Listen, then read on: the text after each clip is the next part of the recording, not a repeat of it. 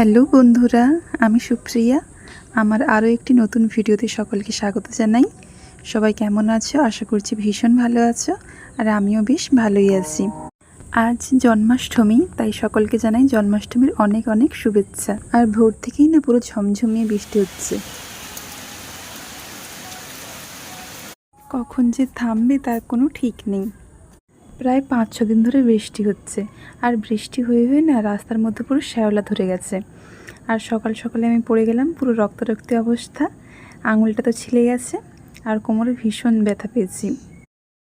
আস্তে আস্তেই হাঁটছিলাম, তাও স্লিপ করে পড়ে গেলাম। আজ আমাদের বাড়িতে জন্মাষ্টমীর পুজো হবে, তাই সকাল থেকেই আয়োজন শুরু করে দিয়েছি।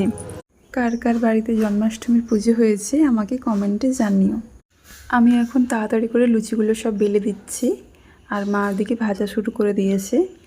গোপালের প্রিয় তালের লুচিগুলো সব বানানো হয়ে গেছে, আর মা ওদিকে তালের বড়াগুলো বানিয়ে নিচ্ছে। এই দেখো তালের বড়া, কত সুন্দর লাগছে না দেখতে। মা তো গান করতে করতেই তালের বড়া বানাচ্ছে। শোনো কেমন গান করছে।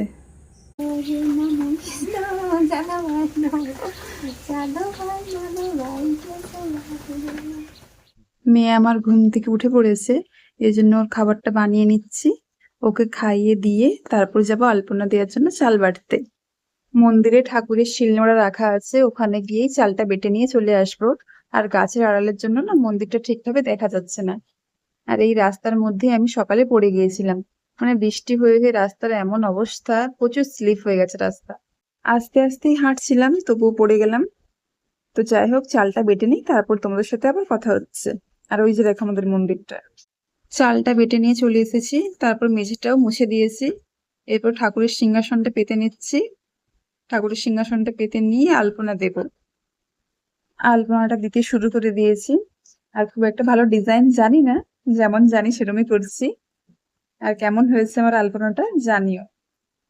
ঠাকুরের সিংহাসনের কাছে আর দরজার সামনেই আলপনাটা দিয়ে দেবো, আর কোথাও দেবো না। ঠাকুরের জন্য ভোগও প্রায় সব কিছু রেডি হয়ে গেছে, এজন্য মা একে একে সব রান্নাঘর থেকে নিয়ে চলে আসছে। এবার শুধু ক্ষীর আর পায়েসটা করলেই হয়ে যাবে। ক্ষীরটা রেডি হয়ে গেছে, আর এখন পায়েসটাও আমি বসিয়ে দিয়েছি। পুজোর জোগাড় সব কিছু হয়ে গেছে, আর ঠাকুরমশাই এদিকে চলে এসেছে।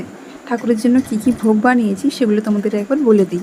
তালের লুচি হয়েছে, তালের বড়া, গুড় পিঠে, নারকেল নাড়ু, চালের নাড়ু, কলাইয়ের নাড়ু, আর দই মিষ্টি ওগুলো তো আছে, ক্ষীর ছানা, পায়েস, খই আর 5 রকমের ফল। ঠাকুরমশাই পুজো শুরু করে দিয়েছে।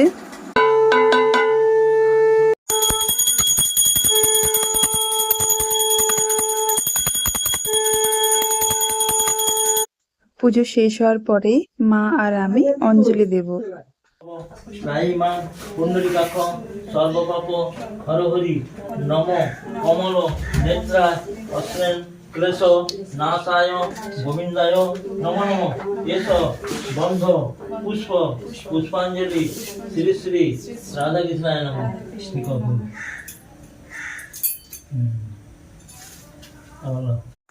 পুজো শেষ হয়ে গেছে, আর ঠাকুরমশাইকে এবার মা খেতে দিয়ে দেবে, সেজন্য থালাটা সাজিয়ে নিচ্ছে।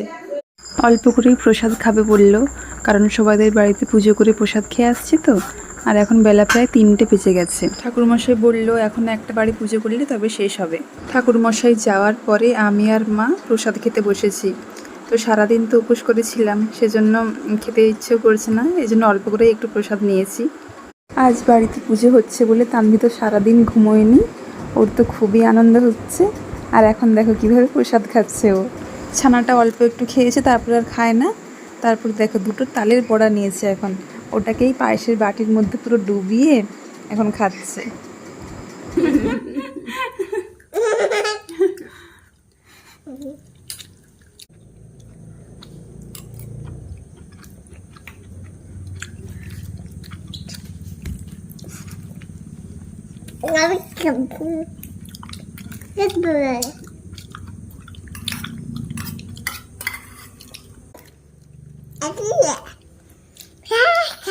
এখন বিকেল 5টার মতো বাজে, তাই মা এখানে সব প্রসাদগুলো সাজিয়ে দিচ্ছে।